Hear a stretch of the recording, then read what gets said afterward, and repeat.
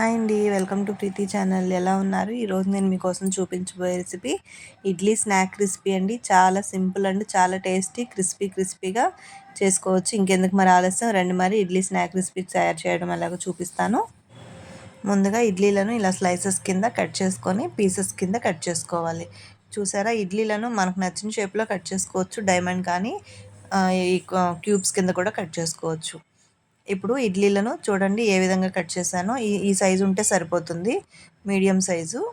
ఇప్పుడు స్టవ్ మీద కడాయి ఆన్ చేసుకొని డీప్ ఫ్రైకి సరిపడా ఆయిల్ వేసుకొని ఇడ్లీ పీసెస్ని బాగా ఫ్రై చేసుకోవాలి.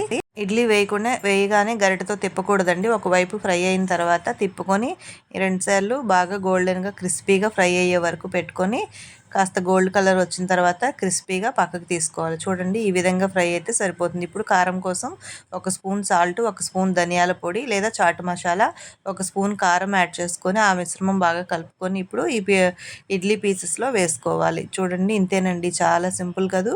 ఇంకెందుకు ఆలస్యం, మీరు కూడా ట్రై చేసేయండి.